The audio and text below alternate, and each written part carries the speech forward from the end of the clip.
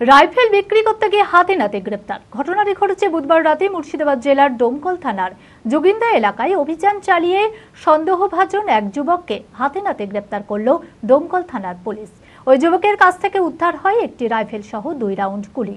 বৃহস্পতিবার ধৃত যুবককে বিচারকের কাছে 10 দিনের পুলিশি হেফাজতের আবেদন চেয়ে বহরমপুর জেলা জজ আদালতে পাঠায়। মানসিক স্বাস্থ্যের জন্য সবার আগে যে নামটি মনে ভেসে ওঠে, সুস্থ মনের ঠিকানা মনোবীক্ষণ। যোগাযোগ নাম্বার 7477799516। রাইফেল বিক্রি করতে গিয়ে হাতে নাতে ধরা পড়ল এক যুবক। ঘটনাটি ঘটেছে ডোমকল থানার যোগিন্দা এলাকায়। বুধবার মুর্শিদাবাদ জেলার ডোমকল থানার যোগিন্দা এলাকায় অভিযান চালিয়ে সন্দেহভাজন এক যুবককে হাতে নাতে গ্রেপ্তার করল ডোমকল থানার পুলিশ।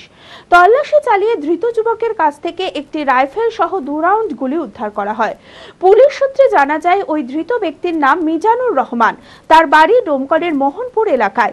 বৃহস্পতিবার ধৃত যুবককে বিচারকের কাছে 7 দিনের পুলিশ হেফাজত চেয়ে বহরমপুর জেলা জজ আদালতে তোলা হয়। কোথা থেকে এই রাইফেল নিয়ে আসা হচ্ছিল, কোথায় বিক্রি করত, এই সমস্ত বিষয়ের পূর্ণ তদন্ত করছে ডোমকল থানার পুলিশ।